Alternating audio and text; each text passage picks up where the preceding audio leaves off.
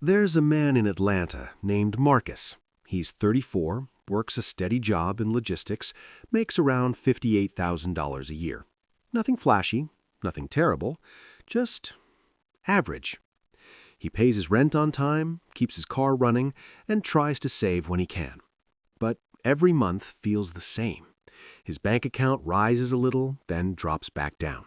Emergencies hit harder than they should, and no matter how disciplined he tries to be, it feels like he's stuck in place. Marcus isn't reckless with money.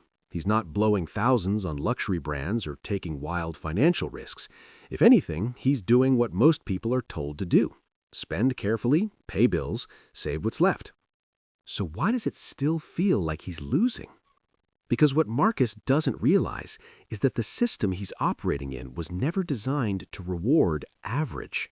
In fact, being average with your money today might be one of the biggest financial traps in America. Here's what that looks like. The typical American savings account offers less than 0.5% interest. Meanwhile, inflation in recent years has averaged between 3% and 6%. That means even if Marcus is saving money consistently, his purchasing power is quietly shrinking every single year. It's like running on a treadmill that's slowly speeding up.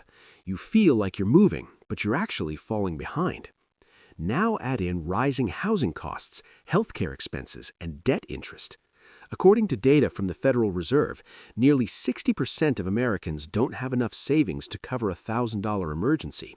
And for Black households, the median wealth is still significantly lower compared to white households, not because of individual choices alone, but because of generations of systemic barriers. So when someone like Marcus is told, just be responsible with your money, what that really means in practice is stay in place while everything else gets more expensive.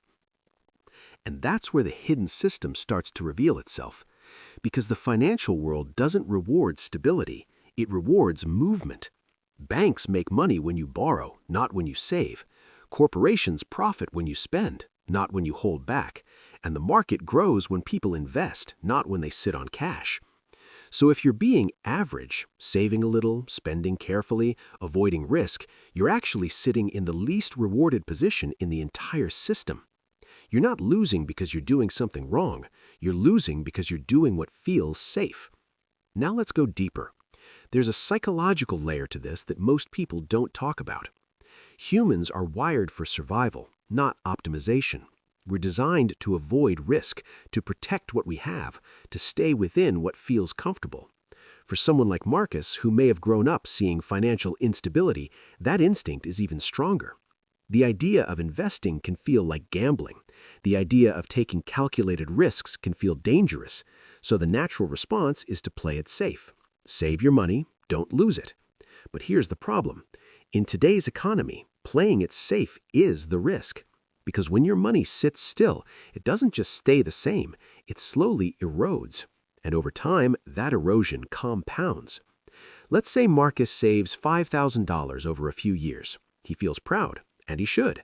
But if inflation averages 4% annually, that same $5,000 loses hundreds of dollars in real value over time. He doesn't see it happening. There's no notification, no warning. It just quietly disappears.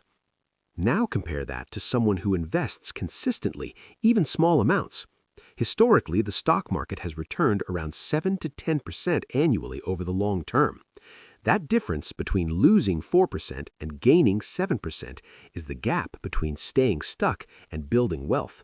And that gap isn't small, it's life-changing. But here's where it gets even more important, especially for Black Americans. Wealth isn't just about income, it's about ownership. Ownership of assets, ownership of investments, ownership of things that grow over time. Because income alone, no matter how stable, rarely creates real wealth. It maintains life, it pays bills, but it doesn't break cycles. And for communities that have historically been locked out of wealth-building opportunities through redlining, limited access to credit, and unequal education, the cost of staying average is even higher. It's not just about one person's financial situation, it's about generational impact. Now, this doesn't mean everyone needs to become a high-risk investor overnight. That's not the message. The real insight is much simpler and much more powerful.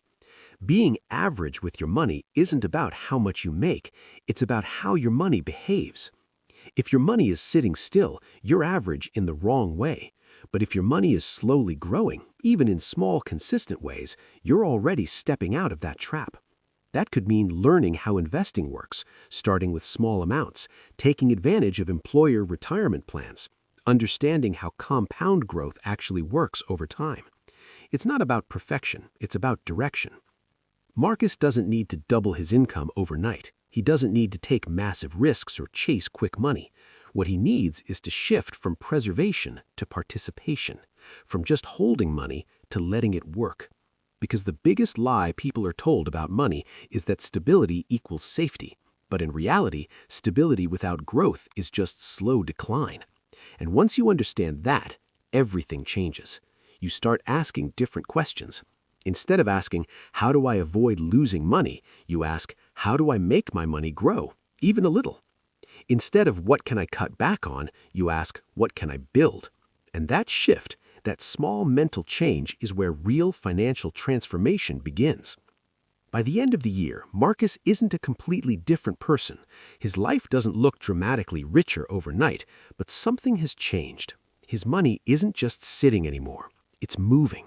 And for the first time, it feels like he's not just surviving the system, he's learning how to work with it. That's the real takeaway.